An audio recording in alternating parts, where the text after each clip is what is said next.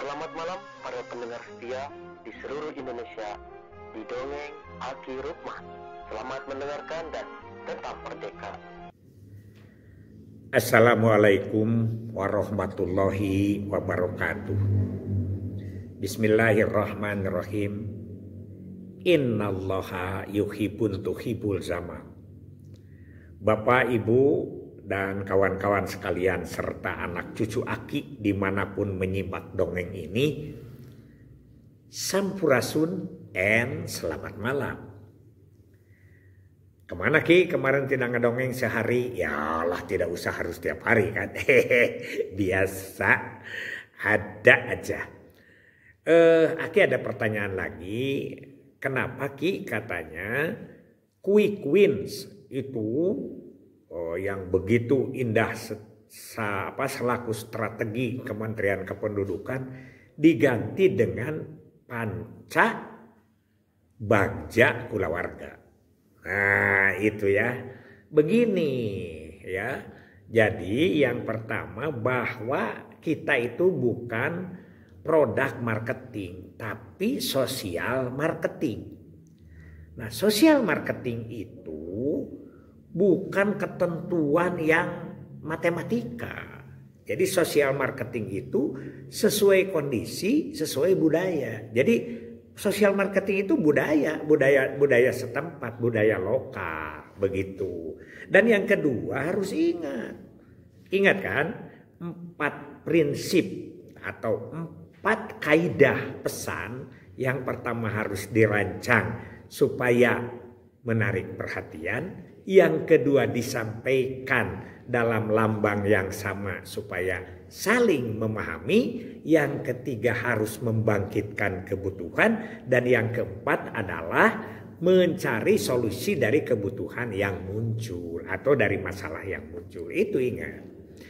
Kita mesti ingat ya, beberapa sekarang ada tokoh-tokoh kita. Jadi kita kata Pak Dedi itu jangan terlalu berpikir tokoh barat menceritakan yang tidak kenal lah gitu ya.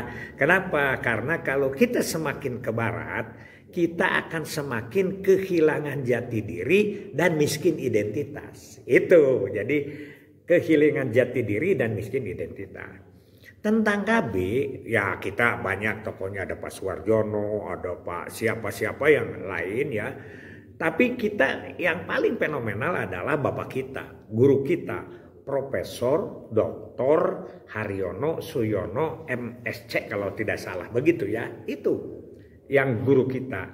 Coba kita lihat berapi-api, berpidato, dia menarik. Tapi dalam pidatonya itu Aki hampir tidak pernah mendengar.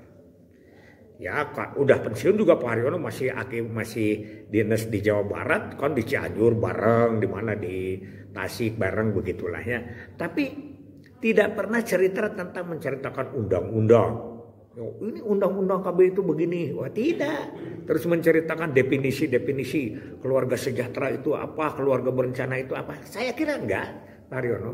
Tapi begitu datang ke satu daerah, beliau cerita tentang di situ bagaimana cara mengerjakan Pak Bupati, mencandain dan lain sebagainya, kondisi setempat dan lain sebagainya. Terus cerita yang dikaitkan dengan kehidupan keluarga, ya ujung-ujungnya keluarga berencana. Begitu ya, itu adalah Pak Haryono Suyono. Beliau kan mengingat mungkin saya tidak tahu apakah Pak Haryono ikut mengonsep tentang 3 dimensi perluasan jangkauan, dimensi pembinaan, dan dimensi pelembagaan kebudayaan. Karena itu sejak awal itu dimensi itu. Pak Haryono kan tahun berapa, tapi paling tidak beliau tahu bahwa itu kita harus masuk kepada budaya setempat. Oke? Bercerita aja langsung. Jadi begitu lapor kepada Bapak Presiden, Aseptor Lestari ini ada yang ber-KB dari tahun 64 dan dia bayar sebanyak 6 kuintal. Itu yang dari Majalengka itu. Begitu sehingga menarik orang itu. Karena apa? Karena yang dia bicarakan itu adalah ada di lokasinya setempat. Oke, itu guru kita ya.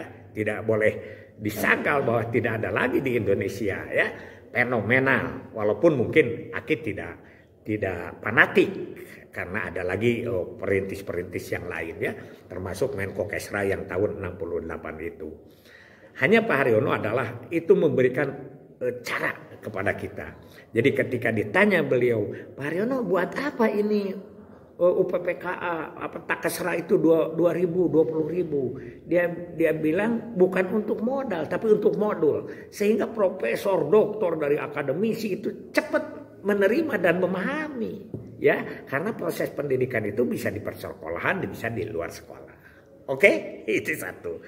Yang kedua, tokoh kita lihat, ya, Aki tidak fanatik juga, tapi karena beliau sekarang adalah Gubernur Jawa Barat, Kang Deddy Mulyadi.